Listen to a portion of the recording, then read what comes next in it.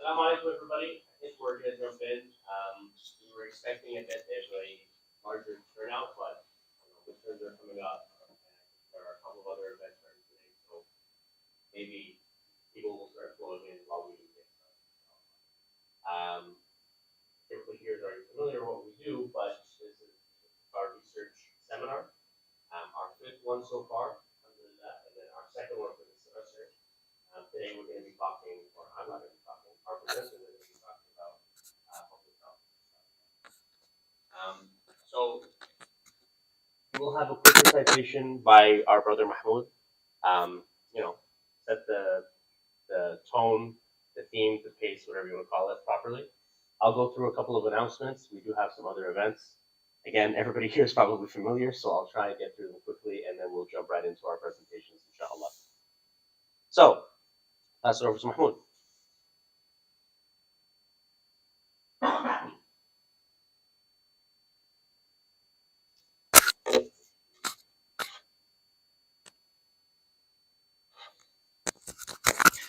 أعوذ بالله من الشيطان الرجيم. قال أفرأيتم ما كنتم تعبدون أنتم وآباؤكم الأقدمون فإنهم عدو لي إلا رب العالمين الذي خلقني فهو يهدين والذي هو يطعمني ويسقين وإذا مرضت فهو يشفين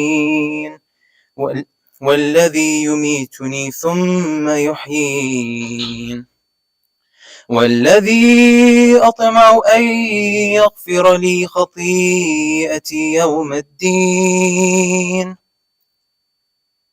رب هب لي حكما وألحقني بالصالحين واجعل لي لسان صدق في الآخرين واجعلني من ورثة جنة النعيم.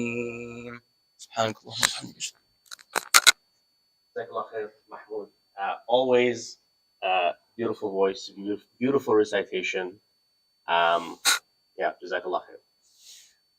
Okay, so quick mission overview, celebrating Muslim knowledge and their expertise in the community, promoting and striving for excellence in everything that we do, which includes academia, and then building some of the community and fostering some meaningful connections and networks, inshallah, is our mission.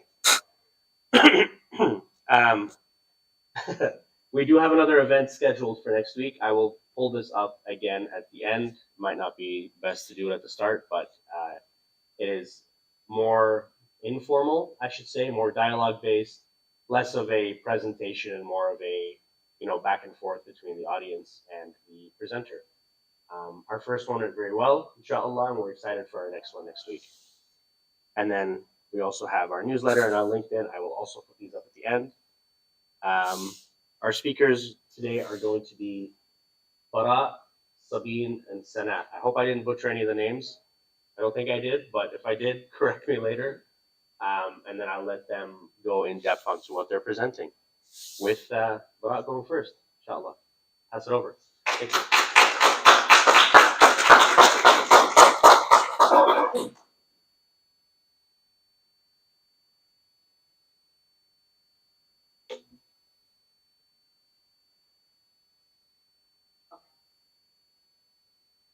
Are you Muhammad or Hashim? Yes. Thank you so much, Hashim, for introducing me. And good evening, everyone. I hope that you are all doing great. It's my first time being between you today, and I'm so grateful and glad that Ibtikar and Noura invited me today to present my PhD project that I have been working on in the last 4 to 5 years. And today is the first day of the month, which is my favorite month because it's first my birthday month. The second thing is the excited news that I completed my PhD last month, and I'll be celebrating my convocation in 3 weeks from now. So mashallah, a lot of exciting things happening.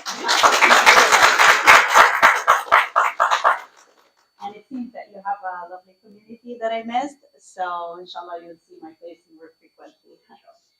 Okay, so let's dive into it. The presentation title today is A Syndemic Approach to Understanding and Exploring COVID-19 Vaccine Hesitancy Among University of Waterloo Students in Canada.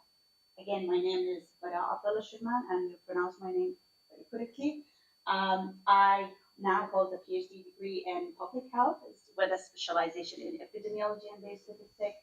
I also hold a master's degree in public health and a bachelor's degree in dentistry. So one of the most striking finding out of my PhD project is that at the University of Waterloo, in one of the well-educated populations in Canada, 1 in every 3 students did not return back to take their COVID-19 booster doses.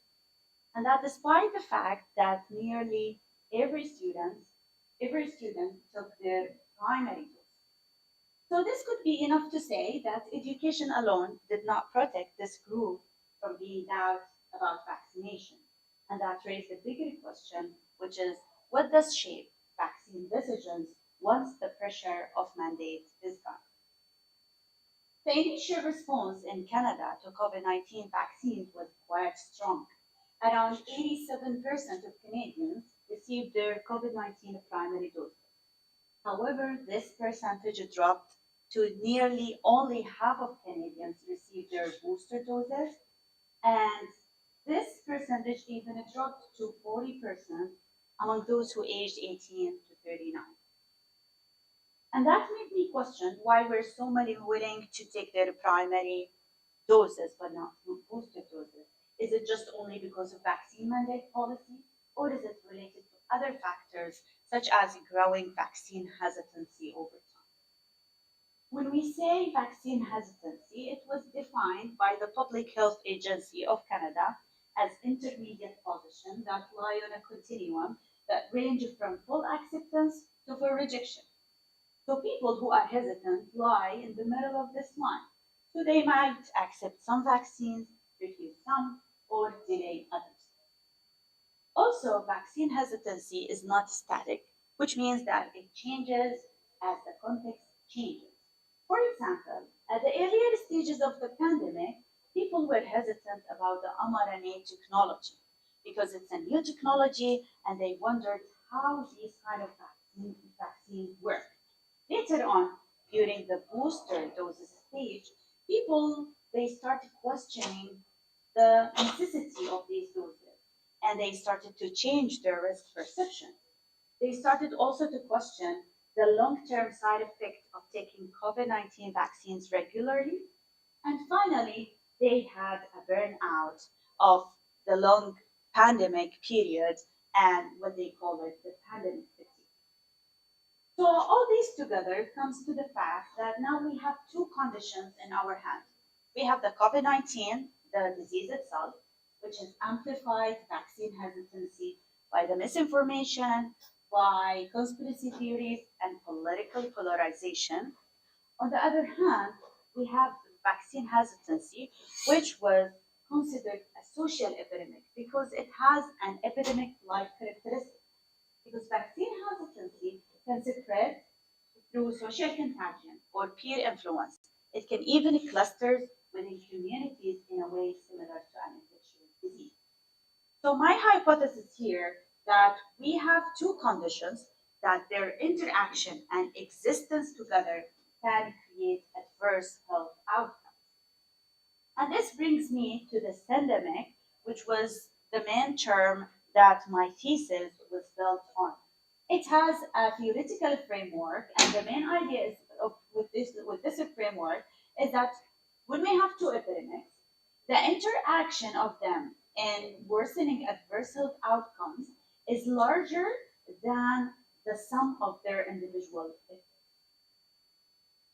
Given this, I developed and published my framework, which was mainly to investigate how vaccine hesitancy as a health related behavior interact with COVID 19, and both of them can result in increasing death rate, reducing vaccine coverage, For example, increasing hospitalization rate, and so on.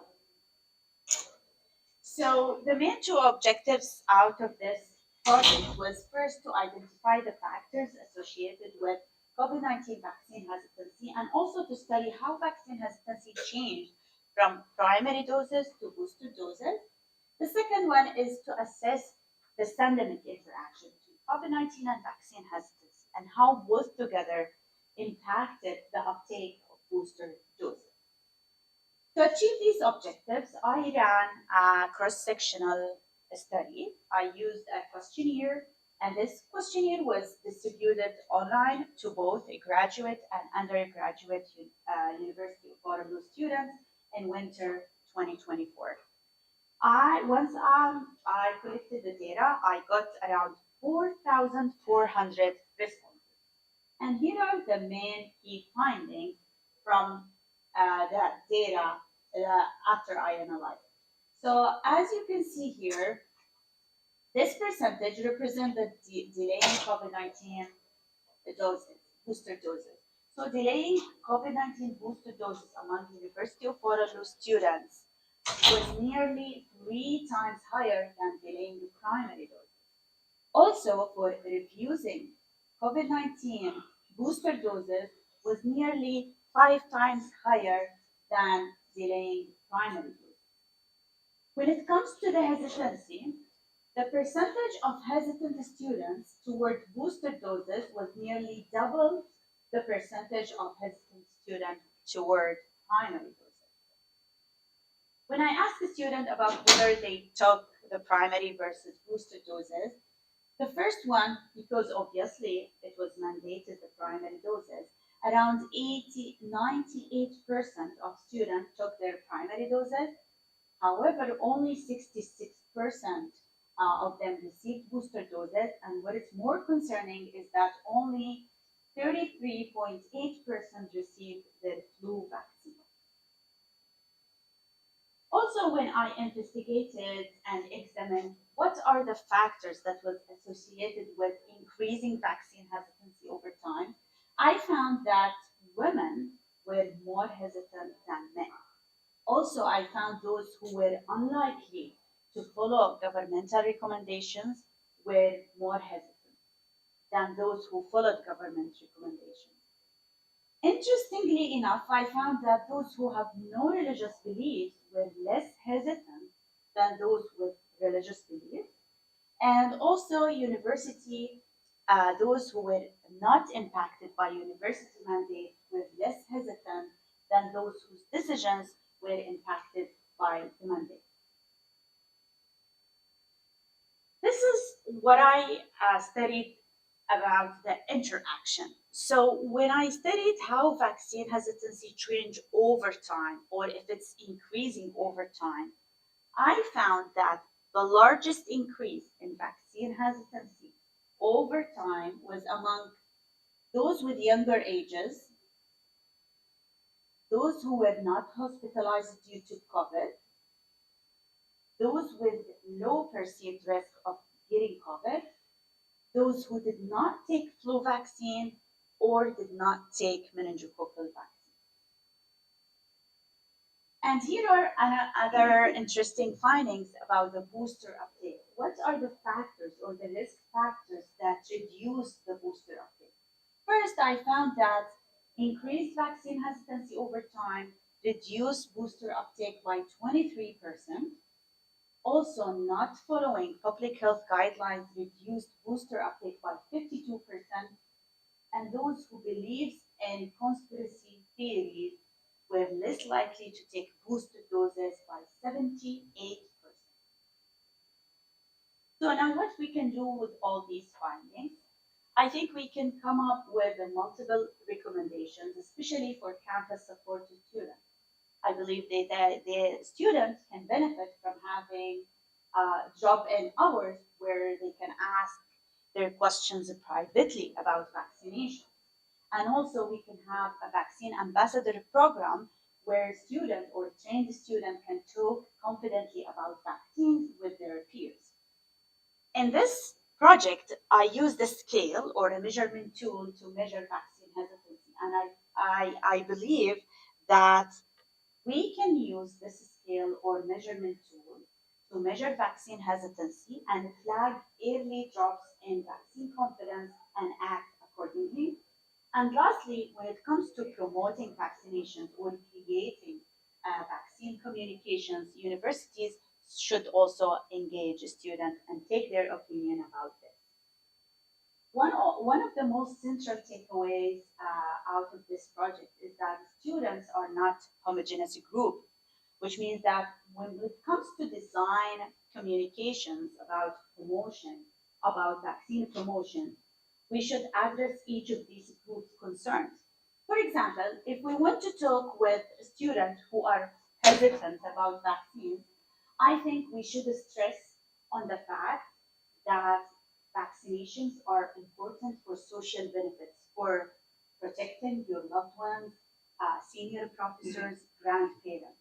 But when we want to talk with vaccine resistant group, those who are totally opposing vaccinations, I think we should stress on their personal benefits and we should address their everyday concerns about short-term side effects or missing classes and how vaccinations are important to protect their own health.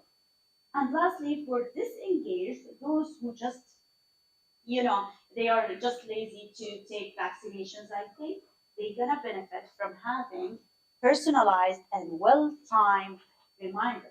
So we can send them text messages, emails, and app notifications, and these kind of reminders would be sufficient to boost their vaccine uptake. Also, or lastly, the tone of our messages when it comes to promoting vaccinations matters as much as the content. Because if we look at the misinformation in social media, they are usually portrayed in a way that can be easy to remember and hard to forget. So, in order to fight misinformation, we have to mimic this style by providing our students with real life stories about the benefits of vaccines. Also, we can have or we can attach to these stories some kind of emotional resonance so these stories can stick to students' mind and stay with them forever.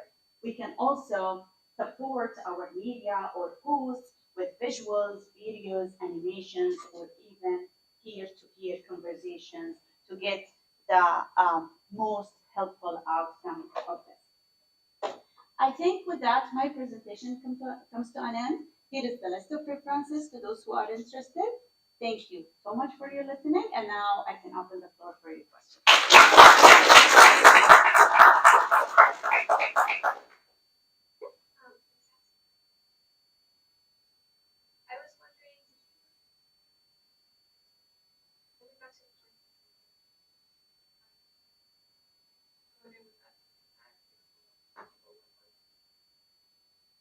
Yeah, of course. So I mentioned this in one of the slides where the students, especially younger ages, started to feel vaccination burnout of the regular communication, and I think that this was happened mainly because of the kind of communication that was not like attracting to students. This kind of miscommunication that like resulted in the students that they became bored about vaccinations and they started to ignore any message about vaccinations. So that's why I'm recommending to have a personalized messages because when you send generalized emails about the benefits of the vaccinations, students gonna ignore them, especially they are at lower risk of developing complications of COVID given their younger ages. So they're gonna ignore these kind of general messages because they felt fatigue or burnout and in order to address this, as I mentioned, our recommendations is to have a personalized messages and invite them personally to come and share their concerns about like taking COVID-19 vaccinations regularly and given their age, we should give them transparent and honest recommendations because students also question why should I take 5 doses? I am 20 and I don't even if I got COVID, it's gonna be flu-like symptoms. So we should address their concerns personally and in a private session. Hope that answers the question. Any other? Okay, I was thinking about the and news. Where, COVID, how do you combine those two together?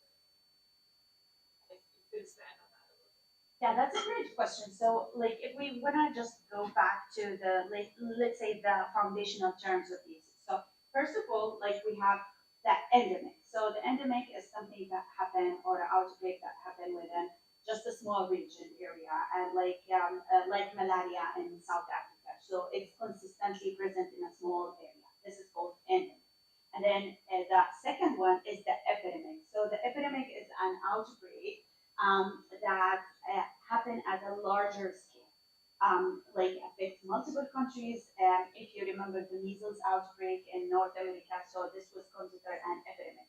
So the pandemic is a wider one that affects globally, like COVID-19. But the syndemic is that when two epidemics happen together. Other examples, for like there are some kind of articles who study the depression, and it doesn't have to be only disease. It can be health-related behavior, like such as obesity, depression, maybe smoking.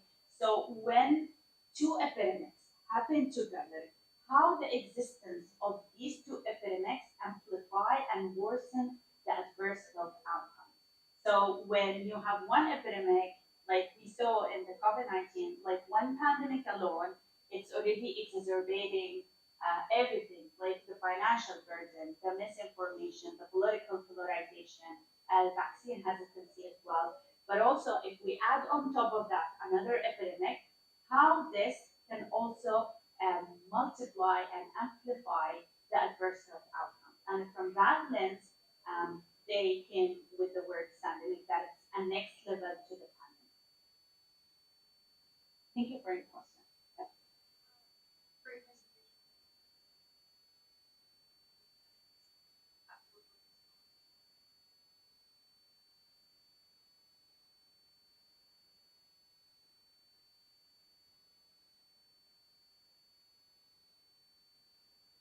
Yeah, of course.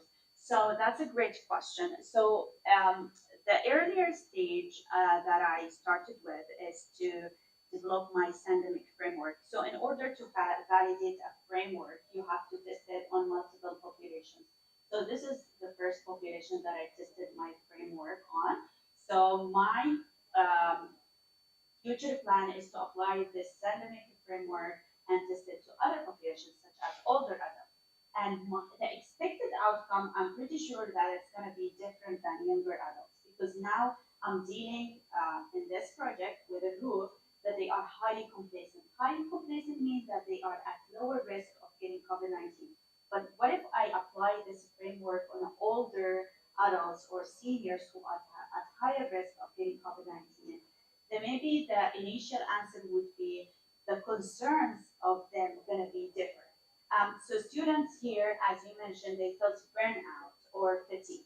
As opposed to older adults, their main concern is going to be about the side effects of taking vaccination, because they already maybe immunocompromised, they already have multiple health conditions.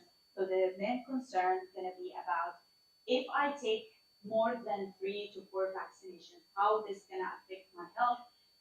In fact, I already have multiple serious diseases. So it's gonna definitely show us different results. And I'm looking also forward to testing my framework on other populations. And the first one that came to my mind is the older adults, because it's gonna show a totally different.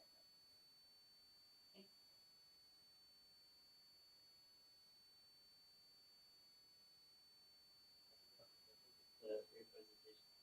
I had like two-ish questions. The first question I was wondering was, within your population that you were interviewing, if there was any variation between, because I imagine like a public health student probably has a very different take to vaccine hesitancy than someone, let's say like political science. Yes, exactly. So there was a question in the questionnaire, from which faculty are you in and from which department are you in. And I tried to run an association during the data analysis. There was no significant differences between students in multiple faculties and their vaccine hesitancy levels. That's why I did not highlight it here. Although I expected the same, that like faculty, like maybe engineering student gonna be more hesitant than those with health background, let's say. But there was no statistical differences here, and that is the main reason why I did not include that in my results. And then the second question I wanted to follow up with was, like, if you think the role of like disinformation or misinformation has like largely affected like, the demographic that you're looking at? Yeah, of course. I also asked them about the sorts of information that they rely on, and many of them were relying on social media, and especially like in this community, the peer influence. Because like even you are convinced that the vaccine is the right decision for you, and your peers are not like taking it, so you're gonna be influenced by their opinion or their decisions as well. So when I asked them questions about what's the main reason that you did not take the booster doses, their answers were, I don't think that, or the most significant answer was, I don't see any priority in getting it, and I don't see any advantage in getting it, rather than highlighting the peer influence. Hope that answered your question. Yep, you have a question. When you, so Syndemic, essentially looking at the two epidemics, COVID-19 and vaccine hesitancy. Yes. Well, I don't know if you've explored this, but did you explore how one affects the other? If we can, think of the Venn diagram that you have, where you have these two walls and the Yeah. But did you see how maybe how one of them changes size, the other one walls are changing? So the main that's a great question. So the main outcome from the analysis of this is that both of them reduce the uptake, or let's say reduce the vaccine coverage. But the next step is to okay. So maybe there's one thing that I did not highlight is that I have to study multiple outcomes like death rate or hospitalization rate. For my PhD project, I only focused on vaccine coverage, like how COVID-19 and vaccine hesitancy reduce the vaccine coverage. And yes, but that was presented in multiple figures, and my PhD project was a stats heavy. So I excluded all these slides. Like it was 30 minutes presentation. So I tried to be or to present my project in a lay language, and that's it. So I skipped multiple slides. Have you explored like any differences that's second dose versus third and subsequent doses? And as you take more doses, your likelihood of say getting a fever or feeling sick the next day increases. So and that might be a good deterrent from you taking like a subsequent booster shot. So how do you address that? So you mean if I tested the difference in vaccine hesitancy between a primary and booster. So primary mean first and second, and booster third or more. And obviously, the higher number of doses, the students were more hesitant about taking it because, like as you mentioned, either because they are afraid of getting the side effects of multiple vaccinations, or as she mentioned, like because of the pandemic fatigue, and also like I am at younger age, why should I take multiple vaccinations? I'm already protected or enough with taking only 2 doses. And for people who may have taken the dose and they felt sick afterwards, are there any particular strategies in convincing them to take subsequent shots? Yeah, so I think so this is gonna be like more. We did not like make practical recommendations, but the practical recommendations out of it is to discuss this closely, privately with a healthcare professional. So to let them know that when you get a fever, this is highly likely to happen to any vaccines, like even the childhood vaccines, like any kid or any children who have like who get vaccinated, they're gonna get these kind of side effects. So it's kind of let's say, intervention for reassurance, unless otherwise if they get high risk complications. Thank you so much for the question. I'm going to ask we hold any more Yeah. questions to the end. Jazakallah khair. Thank you so much, Bara. You're welcome. Excellent presentation. Thank you and, so much. Thank you so much for your insightful questions as well. I really enjoyed it. If you want to keep the pointer, it's fine. Who's the next? Are you comfortable with using the pointer, or you don't I need don't it? need the pointer. Really? Yeah, Okay. You got it. 1, 2, 3. Yeah. So good? Okay, Yes. all right. Absolutely. Sabeen is next. Thank you, everybody. Okay, thank you. And do I just space bar? Okay. All right. Thank you, everyone. Assalamu alaikum, and great presentation, Bara. I really enjoyed that. Okay, so thank you again for the opportunity to share a little bit about my work that I've been doing for my master's thesis.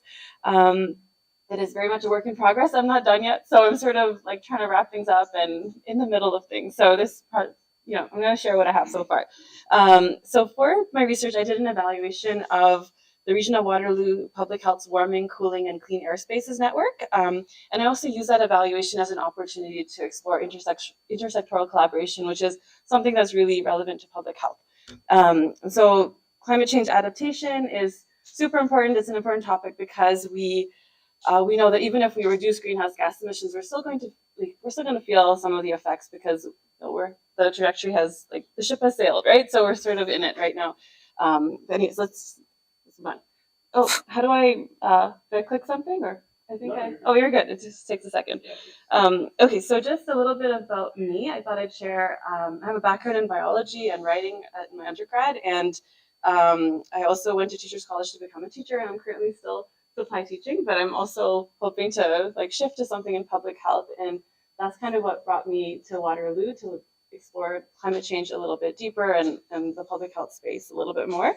So I reached out to Dr. Dodd, who's a researcher in the School of Public Health, and he focuses on global health, but also locally on climate health issues.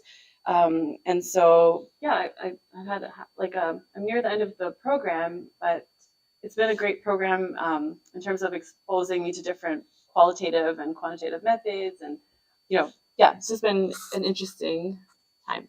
Okay, so let's get into the project background and context. So this one here.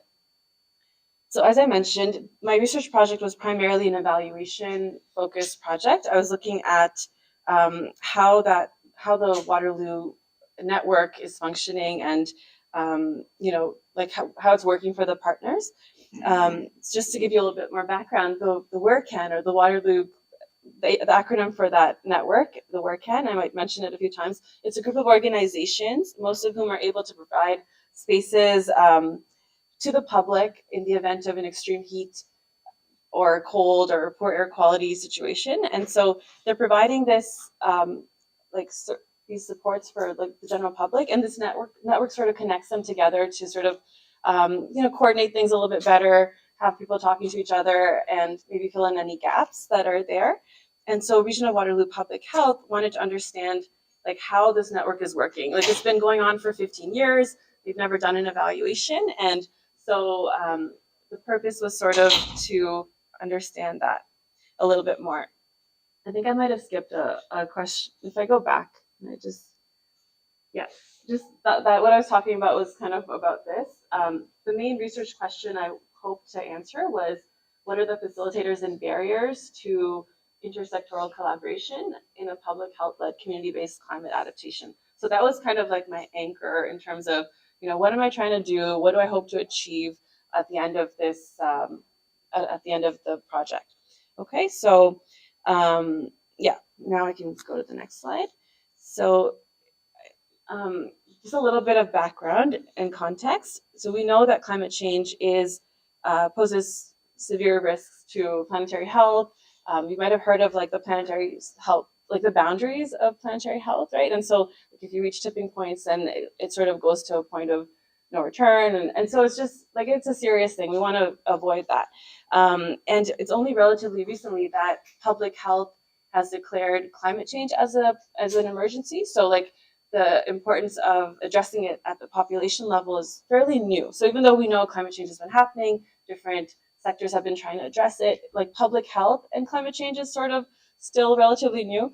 And so, like in terms of the health risks, they're quite diverse. So it ranges from malnutrition, mental health, allergies, the usual cardiovascular, respiratory diseases, infectious diseases, and it's sort of you have the direct effects, and then you also have like the interacting secondary effects and tertiary. So like at all those different levels, you have that.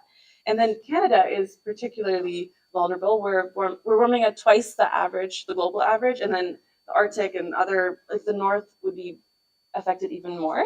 And a projection is that the future heat-related mortality due to climate change by 2090 is projected to increase as much as like 10%. So it's really quite a lot. And we have a window of opportunity to do something about it. So in terms of public health's role, like one thing we can do is focus on adaptation. And adaptation, you might have heard of like mitigation, adaptation. Mitigation is reducing those greenhouse gases to begin with, and adaptation is like doing something about it. Like how can we adapt? How can we respond, right? So let me just see here.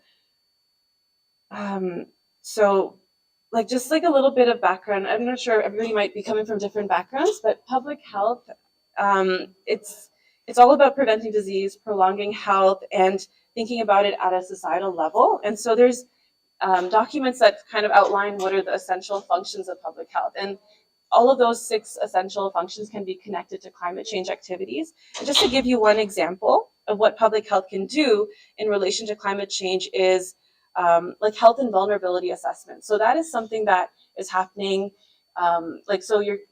Those assessments kind of look at a specific region, and they look at like who's at risk, what are the risk factors, and they tie in like data and projections, modeling, all of that to sort of quantify and also provide detail like for different groups, vulnerable groups. And Waterloo Region had an assessment done in 2022, and they identified a lot of different things, but the one that kind of stands out to me is extreme heat is like the highest priority. So we probably all know that from personal experience too. Like we kind of complain about the weather, but it does pose a significant risk for increased morbidity and mortality in terms of like public health framing.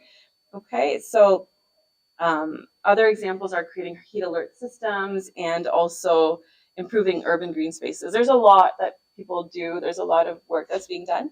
Sorry? Oh, okay. No worries. Okay. And then, so like my research project, there's 2 pieces. There's the evaluation, and then there's intersectoral collaboration, which is like the theoretical lens that I put on this more practical applied project. And so intersectoral collaboration is a strategy promoted by some of the big names in public health. So like our own Public Health Agency of Canada, the World Health Organization. So like people are kind of studying this. And like why this is so useful in applying it to climate change situations or contexts is because climate change is such a complex, multi-causal thing, and intersectoral collaboration is all about bringing different sectors together and sort of not just like having silos and like one person is working on this, but looking at the big picture of things and seeing how you can work across sectors. And so I haven't really looked into this too much, but like other examples, in case you guys are interested, is like One Health, disaster risk reduction are both examples of like places where intersectoral collaboration is quite common. And so when I was doing the literature searches, I didn't find so many examples in public health like locally. And so that was kind of like a gap that I tried to address. Hopefully this research might address a little bit of that, but it has been used in like other things. Okay, so just more specifically, the model or framework that I use for my research is this one, the Bergen model of collaborative functioning. So this is like more of the theory side of things, but this helped me when I was doing my analysis to sort of figure out like how is intersectoral collaboration working in this specific case. So it's a lot, but like really there's 3 parts. There's the inputs, there's the collaboration piece, and there's the outputs. And so it's like it's an example of a systems level model where you you're kind of looking at the big picture, and like all those arrows are sort of pointing to the feedback loops. And so, yeah, like this was just in terms of like this specific model, I can speak to like why I chose it, and maybe this might be useful for people who are doing graduate studies. Like there's a lot of different models out there, and I think the most important thing is probably just making sure you can justify why you have selected this one. And for me, this model worked because it was general enough to sort of capture like a case like that I was looking at, and without getting bogged down into like too many details. Like it's sort of a flexible model. So like I think that's why I selected this. Okay, so let me just quickly go over the methods that I used for my project. So um, the approach we took was a community engaged approach, and you might have heard of participatory based research, and that's sort of like the extreme end where you're really collaborating heavily with your research, your community. Like in my particular case, it was still a collaboration. We're still engaging with the Region of Waterloo public health partners, but it was sort of like as researchers, we were able to, you know, do more of the researchy things. Like, but that input was really important to the project as well. So just it's like a fairly broad spectrum is what I want to highlight. Like you don't have to just have like a heavily community involved project. It can kind of, it's still okay if you have less engagement as long as a fit is there. So with that approach, we also had that community academic partnership, so between the University of Waterloo and Region of Waterloo Public Health. And like again, the two components, there was an evaluation piece, which is fairly common in public health, and then the more like qualitative methods that I drew upon were a case study. So the data sources, we had one focus group with Regional Waterloo Public Health, and then we interviewed the participants who were members of the network, and then just some observations, so and a little bit of a document review. So taking all of that together, I was able to apply some thematic data analysis to the data that I collected. And this is what I'm still working on. So I'm kind of like here right now, but I can share what like an overview of what I found. So like thinking back to that question of what are the facilitators and barriers to like intersectoral collaboration in this particular context. The preliminary analysis shows to me that like participants did find it beneficial, and like that model that I showed you a picture of helped me interpret the data. And what really stood out in terms of like the collaboration space, like that middle space, was the communication piece, which maybe it seems straightforward, but like partners valued that for different reasons, like practical reasons, time saving, but also like maybe it was hard for them to express like exactly why they found it so useful, but they like it pointed to like something being there. And so like public health can take that information and like say that this project is worth continuing because like the partners value it, or you know, like there's like that connection there. So the other important thing was the contextual factors piece. So that wasn't really like, if you go back to that model, the context is important of where like a partnership takes place, like those contextual pieces. And so like factors like homelessness in Waterloo region, like mental health, addiction, substance use, all of those things are, you know, like are not explicitly stated as part of the network at all, but the people who are working in this environment, or who are supporting, who are interacting with like people who are using the services, like that came up again and again. And so that was interesting to me because like the network itself is not set up to like meet those needs. It's sort of like a general purpose network. And but like it points to like maybe this, you have to like take this into consideration when you're designing. So that's sort of like me thinking about how to improve that network. It could be like a recommendation that like we present to public health. Okay, so still in process, but like in terms of outcomes, like I could say that like we are able to support our community partners in this way by contributing like a practical by contributing practical findings that they can use to improve their health promotion program, because this network kind of fits under that aspect. it's both health promotion and also like sort of emergency response, which is like part of the essential functioning of like one of the things that public health does. And then just it also allows for like future research opportunities for like other students. Like if you're working with partners, community partners, like different projects come up, and then I think it just sort of builds that ecosystem of and those connections, those relationships allow for more applied research to be done. And then also, I think we also don't know, we don't necessarily have like a very big evidence base yet on community-based climate adaptation in public health. And so I'm hoping that this can contribute to that a little bit. And I think just one more slide here. Like it's a little bit connected to the previous one, but just hoping to, like when people are making decisions, policymakers or decision makers, they're looking to have some sort of evidence base to justify their decisions. And so like a case study can provide like something like a beginning, an example, maybe other communities can learn from that, or, it starts a dialogue, right? So the other thing with climate adaptations is like this is something that my research did not address, but like we have this idea that we do these things and they're going to have an impact, but it's really hard to connect like impact to health outcome. And that's something that when I was reading the articles, that came up again and again, that we don't know if having these warming spaces actually prevents mortality, or right, like so we're doing this, but we don't really have proof. And so it's just hard to like connect the two. So that speaks to the challenges of evaluation work, like just designing about studies in a way that you can like tangibly link things. So that's something that we need to do more of. And then the intersectoral collaboration piece, like I think the model I used, it's just a model, it's a theory. So really it's and people are still inventing different models. Like so it's still like kind of like a intersectoral collaboration is sort of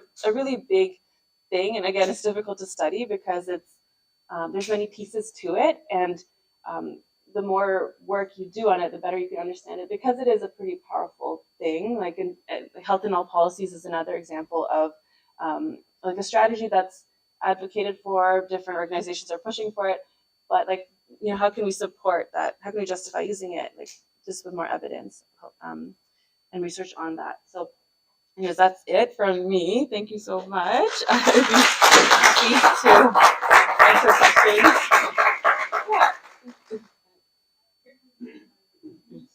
Oh, sure. Yeah, absolutely. If I go. Yeah, so can you explain the interaction? As big with Yeah. the tangible example.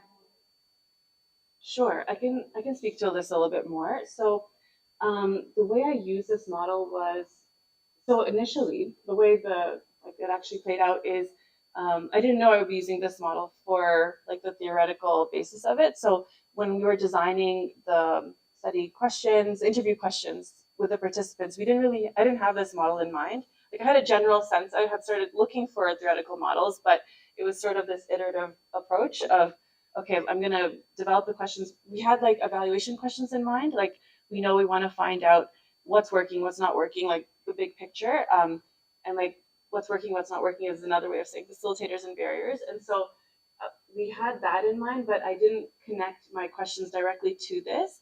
But in the analysis, I used these as the code headings. So like when I was coding my interviews, I was looking for examples of like the mission, like like especially in the collaboration space. So like roles and structures, like what are people doing? And so like each of these terms has been defined by like the people who are using this model. And so I kind of use that as like the starting point for building my understanding. And what was interesting is like when you're coding data, it's like not all these categories fit. So like I sort of had to add my own codes, I guess, to sort of like to make sure it made sense for my particular case. So an example would be like an interesting one is like input interaction. And so that one is talking about like how like the different inputs, like partner resources, mission, financial resources, like how those three things interact and contribute to like the collaboration space. And that was like a tricky one to sort of like understand and try to like identify. And not all of the codes were like equally represented in the data as well. So and we had like a fairly small sample size, like maybe like 13 participants were willing to speak to us about their experience. So I mean, you do what you can with what you get, and so it was sort of like useful in the analysis, though I would say. So like it definitely was informed how I understand like what happened and how I'm gonna like write about it. So I don't know. I hope that helps. It makes it a little bit clearer. Mm-hmm. Yeah. When we talk about intersectoral collaboration, Yeah. how diverse are the sectors that we're talking Okay, so in this case, in this particular network, I'm talking about like it was represented by like different government departments, so like transportation, paramedics, like police, like it was sort of like quite diverse like in that way, and also nonprofits. So it's sort of like it was not just public health. So I think that's what I mean by intersectoral collaboration in this particular example. But like you can also take it broader, like in other examples, like maybe the One Health, you might be having, like it could be like, I don't know, like an organization, like a company that is doing, who's, I don't know, like a meat production company or something, meat packing and public health and maybe like some other education thing. Like it could be like as broad as that. So the intersectoral collaboration is just like different sectors working together. In this case, it was mostly like municipal, regional, and nonprofits. So it was not limited to like public health, is what I'm. So that's why I feel like I could apply it in this case. And other words for it, like intersectoral collaboration, happens in networks, in partnerships. Like so, those are kind of like the context in which you could study that or look at. Yeah, does that make it clear or no? So yes, because I was thinking of, I don't know, now I don't know if it applies to it, but yeah. as an example, I attended a seminar once, Hmm. actually quantum research related to climate, Okay. climate change. But I don't know if that would count as Yeah. intersectoral collaboration. In that case. Yeah. I don't know if you're talking about it more so not different academic structures, but more so different government bodies. Yeah. Yeah. I think it's yeah. I think like it's more an applied like the way I'm using it is like more how can different groups like if you how can different groups collaborate together. But I don't think like it's wrong to sort of link different academic disciplines. I think it would still apply, like because it's sort of this idea of crossing boundaries and not just limiting it to like one particular thing. So yeah, I think it's like a approach of like learning from different things and like coming together. Yeah. Mhm. Yes. I had a question about follow-up analysis. Mhm. Were you recruited Hmm. and then also the whole Yeah, for sure. So the recruitment process was really interesting to design. And it required us to, like that was where the partnership with Regional Waterloo Public Health was really important because we couldn't have done it on our own. Like we couldn't just go to these organizations. Like there was a list. It's like I don't know if it's publicly available, but I think there's a list of yeah, like we wouldn't have known who to interview really. So like Regional Waterloo Public Health sent out that email inviting people to participate. They like advocated for people to participate. They wanted this evaluation to be done. And but then it was voluntary. So it was sort of you're not getting an honorarium or any like credit or anything like that. It's just if you feel like you want to share. And so like I think that definitely biased like who participated, like people who cared about like what's happening in these spaces, like they were probably more likely to participate. So there's probably like a bias there. And it was not a straightforward path in terms of like getting like a lot. We were expecting like a lot of people to participate. We were expecting like everybody to participate, but it was like very slow. So that it took like maybe 5 people participated. Then we sent out another email, and then 5 more. In terms of the breakdown, it was sort of I would say it was like I have the numbers, but I don't know them off the top of my head. But it was like mostly regional, I think. But it was like it was a mix between, it was like 70-40, 70-30, like nonprofit. There was no provincial, so it was all like within regional Waterloo. So regional Waterloo, it has like Kitchener, Cambridge, Waterloo. Like, so some were just plain municipal, and some were regional departments. And I would say like about 30% were like nonprofit slash like advocacy type groups, and then the rest was all like government departments, but like different government departments. So like fairly, it wasn't like all public health. I think we had like one public health person talking. So yeah.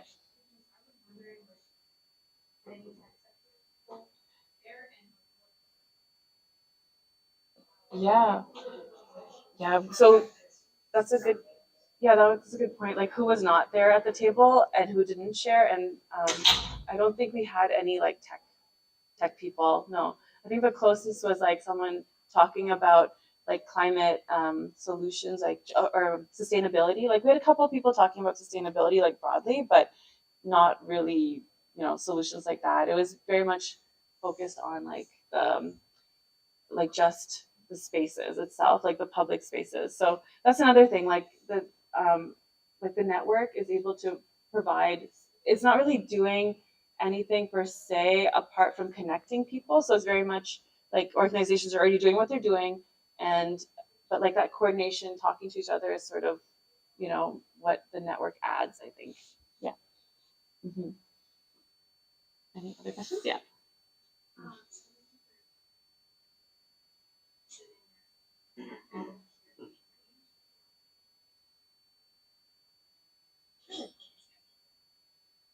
Yeah. So in this model, like the outputs are kind of defined as like additive, synergistic, or antagonistic. And so what you want is synergy, like you want the sum to be better, greater than like what organizations could do on their own. And then antagonistic is like if you're like by being in this partnership, you're actually like hurting the outcome. So I think what my results found, or like the data overall, kind of leaned either towards additive, like or synergistic. Like it kind of fell in the middle. Like the additive would be like nothing is changing by being in this network. Nothing is really like different for the people, and so in some ways, by being in the network, the partners didn't really get anything like tangible. Like they didn't get more space, they didn't get more money, they didn't get more staff, nothing like that. But some people were saying how by being in this network, they were able to.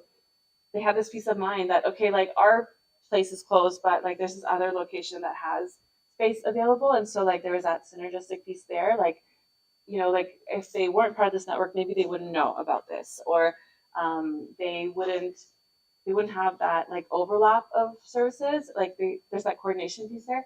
Antagonistic is like if they were like as a result of being a part of this network, people are actively like experiencing some sort of harm, or like maybe it's causing like one space to I don't know like be I don't know like it's taking away from a space. So it's sort of like that. And I guess like this model could be applied to like different situations. Like I think I'm choosing to apply it to my particular case study, but it has been applied in like bigger programs. So like health promotion programs, or educate like that involve like education and like activities and like a more complex sort of program where like maybe there's like a limit to like if you're diverting staff to one program and it's like impacting something else, or like maybe there's some tension in like how you're spending your money, or there's conflicts, and so like as a result of being a part of the network, you're actually like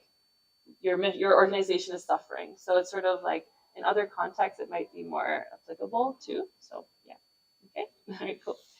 Okay. I'm gonna call time. Yes, for sure. Give Sorry. some time for Yes, our last presenter absolutely. as well. Yeah. Thank you. Let's give a round of applause. Thank you so much.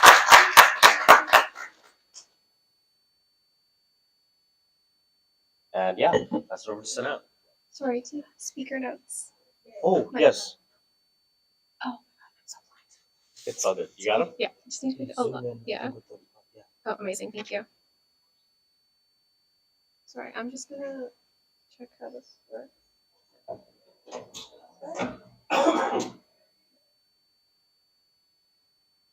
Okay. All right. Salam everyone, and thank you so much for coming today. I'm very excited to be here, and I know we're nearing the end of our time together, so I'm just going to jump right in. And I want to start by acknowledging that much of our work at the University of Waterloo takes place on the traditional territory of the Neutral, Anishinaabe, and Haudenosaunee peoples, and that our main campus is situated on the Haldimand Tract, the land promised to the Six Nations, and that includes 10 kilometers on each side of the Grand River. I also want to acknowledge that our work for this project specifically takes place on the traditional territories of the Dene, Inuvialuit, and Cree people who continue to share their knowledge, wisdom, and ways of being with us. With that being said, I'll formally introduce myself. My name is Sanaa, and I'm a second-year Master's of Public Health Sciences student at the University of Waterloo, and my graduate work is supervised by Dr. Kelly Skinner, also an associate professor in the School of Public Health Sciences. For my talk today, I'll be providing a brief overview of my graduate thesis, which focuses on experiences of living with diabetes for women living in the Inuvialuit settlement region of the Northwest Territories. My research explores challenges and supports to accessing healthcare services and nutritious food, and how that impacts lived experiences of diabetes. And while there's a lot to say about this, my talk today mainly centers around the importance and significance of community-based participatory action methods and its role when doing research with Indigenous populations. I'm going to start with a brief background about type 2 diabetes, such as the fact that it's a condition in which the body is unable to effectively metabolize carbohydrates due to reduced insulin sensitivity. In Canada, 90 to 95% of all diabetes cases are of type 2, with approximately 10% of pregnant people developing gestational diabetes during their pregnancies. In terms of treatment and management for diabetes, the focus is on improving diet, increasing exercise, and in some cases, the uses of medicines like metformin and Ozempic. The prevalence of diabetes, along with its financial, social, and personal burdens, are not equally spread throughout the population. There's considerable research showing that Indigenous populations, which refers to First Nations, Métis, and Inuit groups, face systematic barriers and economic challenges that put them at increased risk of developing diabetes. For Indigenous groups, particularly Indigenous women living in remote and Arctic regions like the Inuvialuit settlement region, these challenges are much more complex. The Inuvialuit settlement region, or the ISR, covers the entire northern portion of the Northwest Territories, and it's made up of 6 communities. Most of this region identifies as Inuvialuit, and despite comprising a small portion of the overall population in Canada, rates of diabetes are 15% in the ISR compared to the national average, which is 10%. Inuvialuit women in particular face increased rates of diabetes and diabetes complications, and there are a myriad of reasons as to why this occurs. However, to fully understand the drivers and causes of these, we must apply a systems lens. A systems lens, in this case, requires us to look at the interplay of food, healthcare, and environment in creating both supports and challenges to living with diabetes for Inuvialuit women. For example, one of the greatest challenges facing Inuvialuit women living with diabetes are high rates of food insecurity. In the ISR, 46% of the region experiences moderate to high levels of food insecurity. Contributors to this include high store food prices and limited availability of fresh fruits and vegetables. However, there is a strong presence of hunting and fishing in the ISR, with 60 to 80% of households eating harvested meats and fish, which reduces both food insecurity and has also been shown to positively impact diabetes outcomes. In terms of environment, climate change has been creating dangerous and unpredictable weather that can change animal patterns and causes safety concerns within communities that can even prevent getting out on the land, which is a culturally acceptable and preferred method of exercise. This has an impact on diabetes management as it prevents physical activity. In terms of healthcare, the Northwest Territories offers relatively comprehensive diabetes coverage, with most supplies like test strip, insulin, and even continuous glucose monitors fully covered for those eligible. Despite these strengths, the lack of physicians within communities, the lack of continuous care, long medical travel, and limited accessibility of diabetes services within communities are large challenges to maintaining diabetes well-being. And so while we know that there are many existing challenges to diabetes management for Inuvialuit women, what we don't know are women's everyday realities of living with the condition, as well as what exactly can be done from the perspectives of Inuvialuit women on what can support and improve their diabetes well-being. With all that being said, this project specifically aims to map healthcare pathways for women living with diabetes, as described by health and allied providers, to understand from women themselves the strengths and challenges they experience in actually accessing and following diabetes care pathways, And lastly, to explore how environment and food access influences diabetes care management. In efforts to reach these objectives, I've chosen to apply a community-based participatory action research, or CBPAR, as my method. CBPAR maintains a firm balance between action and research, and it begins with communities identifying areas of research or issues of concern they wish to address through research. Important to note is that the community members are directly involved in determining the direction of the research, they're involved in its conduction, and they own the data. In CBPAR approaches, community members are also co-creators of knowledge. They're involved in determining what deliverables should be, and they're involved in their creation. The ultimate goal of this approach is to empower communities and build capacity within them to continue to improve well-being. While CBPAR approaches have many benefits, I have chosen to highlight 3 here, such as how effective they are at reducing health inequities due to their participatory nature. Working together with communities results in better questions being asked and better research being conducted. CBPAR approaches also result in increased sustainability and relevance of interventions and initiatives because they're made in partnership with communities or target populations who can guide and tailor what's being done to meet needs. And lastly, this approach fosters co-learning and trust between community members and researchers, which is essential for making lasting social change that's beneficial for all. I've been fortunate enough to travel up north to the ISR numerous times to introduce my project, collect data, and build relationships with community members. And one of the greatest experiences I've had while traveling are the informal conversations and questions about diabetes and diabetes educations that arise. I'm often asked questions about what diabetes is, how it happens, my own experiences, and the differences between type 1 and 2, as well as questions about management practices.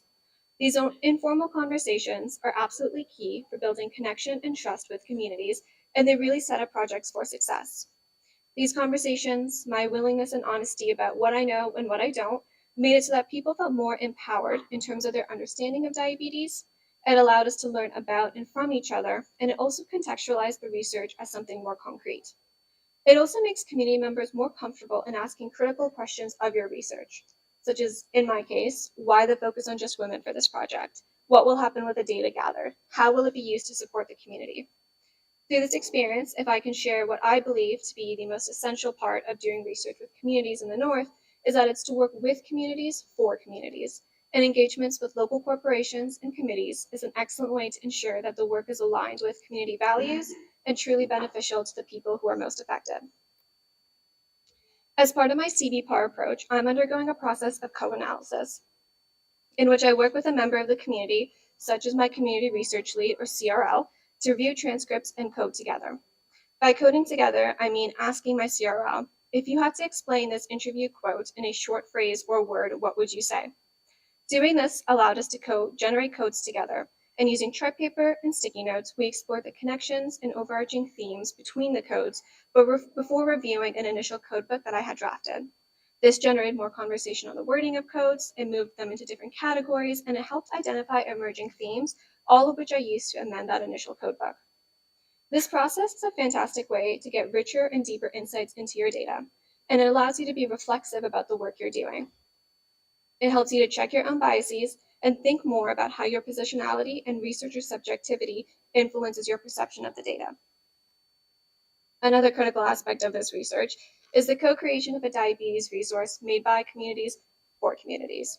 Components of this resource will be first identified from women's interviews, specifically what they had discussed as being beneficial in an effective diabetes resource. Draft resources will be piloted with women in focus groups to see what changes, either in content or design, that are needed. And this process of co-creating a resource ensures that the resource is most relevant to the women they're meant to support. It also upholds key tenets of CBPAR, like ensuring the community is involved in all stages of the research and involved in determining directions of outcomes and deliverables. Resources will also apply characteristics of effective health communication, like plain language and clear organization, to ensure that it's understood by all, regardless of age and health literacy levels. And when we consider the significance or impact of this work, I believe that there's great value in the documentation of a new value at women's experiences. Women, particularly Inuit women, are underrepresented in research and historically excluded from sharing their voices and experiences within the healthcare system. And so, this project aims to give a voice and space for these women to share their experiences while also being involved in the creation of strategies and resources to support diabetes well-being within their community. Furthermore, this work advances truth and reconciliation efforts, particularly calls to identify and close gaps in health outcomes, especially in maternal health, chronic disease, and availability of appropriate health services. These calls to action identify the need to work in partnership with Indigenous groups to reach these goals. And finally, the creation of a culturally and contextually relevant and sustainable resource are extremely important for making lasting impacts on the health of communities. They also serve as a foundation for future projects, improvements, and changes that are aligned with community well-being goals. All of this is done to empower, strengthen, and support Indigenous communities to address diabetes. And that concludes my presentation. Thank you so much for your time and attention. I just want to thank my community research leads and the women in the community who shared their experiences. My email and Instagram is above if you'd like to work, collaborate, or talk more about the research. Thank you again for the organizers of this event, and I guess questions now.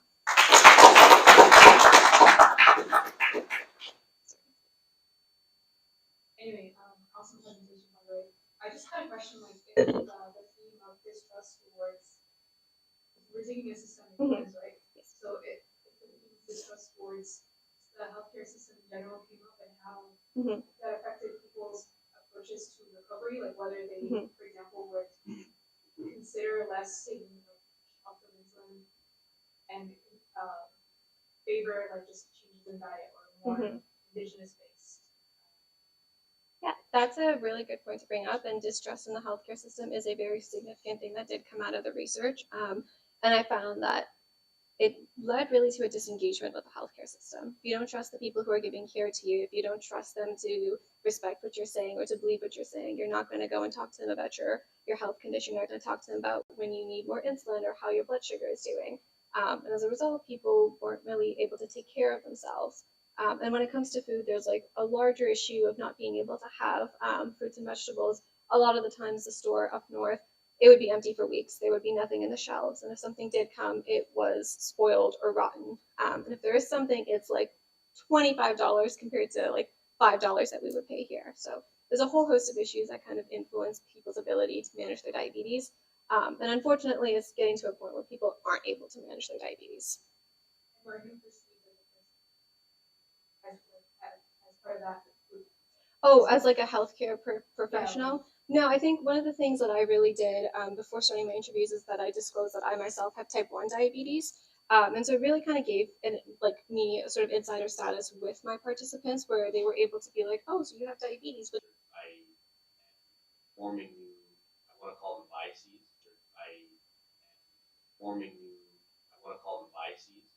or at least expectations when policy decisions or things are being proposed to address the problem. I'm wondering if, having done this research and participated so closely with it, do you notice or do you have, what am I trying to say? Do you notice a lack of consideration for marginalized groups or groups that are on the peripheral when policy decisions are made, address any of the issues? Yeah, that's a really great point to bring up. There is still rampant, overt, and subversive racism that exists within the healthcare system, especially when it comes to Indigenous populations trying to seek care. And then if we think about it a little broader than that, the fact that food that gets transported up north is lower quality than what's being given here. Sure, you can blame that to the fact that it has to travel so far, but why does it have to travel so far in the first place? Colonization. We've moved them into underfunded and underdeveloped reserves and areas. And so while a lot of people up north love where they live and they're trying to be able to maintain their traditional ways, we've created a system in which they're unable to do so. And so, yeah, I don't really think there are policies that are being made that consider Indigenous populations at all. That sucks. Yeah. Yes. Speaking of them not being able to, I'm wondering if you observe the correlation between them being unable to waste and related diabetes, because this is a population that has maintained largely carbohydrate-free diet for centuries of longer. So I'm wondering how that relates. Yeah, that's a really great point to bring up. There's a lot of research that's coming out now about this concept of transitional diets, moving away from a traditional Nubi Aluit diet that's full of harvested meats and fish. And there's research showing that when you have harvested meats and fish, like country and traditional foods, you actually have better like blood sugar stabilization. You also have lower A1C, which is your average 3-month glucose. And so not being able to participate in those activities due to a variety of reasons, either, that kind of knowledge is not being passed down anymore, or because of employment demands or the cost of fuel and bullets and all of that, you're unable to be out on the land, we are seeing a rise in diabetes. And then when you combine that with the processed foods that's being brought in stores, it's kind of just like comes together. And just to follow up on that, has there been any genetic studies for people in the population to determine whether they're more predisposed to diabetes than other populations? What I'll say about the genetic component of it is I think if we think back to residential schools and the poor diets within residential schools, that sort of triggered this cascading effect of like a slightly like higher chance of having diabetes. But I wouldn't say that from the get-go indigenous populations had a particular gene or something that makes them predisposed to diabetes. I think, yeah, from the beginning of colonization and the way that they were treated and the sort of malnourishment that occurred there has kind of set up future generations for that. No worries. Yes. Sorry, just to follow up on that, because like I'm pretty sure I read some research about how South Asian people, especially, are more predisposed to store fat in certain ways. So that like genetic composition was there any research done on that? Not specifically about like systemic factors that led to them being predisposed, but also just in that way. From what I know about, so for Indigenous women, if you have gestational diabetes, your chances of having type 2 diabetes after the fact is much higher than for a non-Indigenous woman. And for women who are pregnant and they have gestational diabetes, their children are also more likely, and New Valley women are more likely to have children who will later go on to develop diabetes. And so I think like that genetic component is there. I haven't looked too much into like that biochemical sort of connection and pattern in that, but I think, yeah, that's sort of really, I guess, the extent of what I know about that. More questions? Thank you. Quick, does everyone say thanks? I mean, we can wrap up quickly. I don't think there's a lot of us here. Anybody who wants the newsletter, I think we all have access to it, or we should. And then our next week's event will be more involved, inshallah, with more participation. So if you guys are still interested, make sure to join us. Okay, that's it. Thanks, everybody.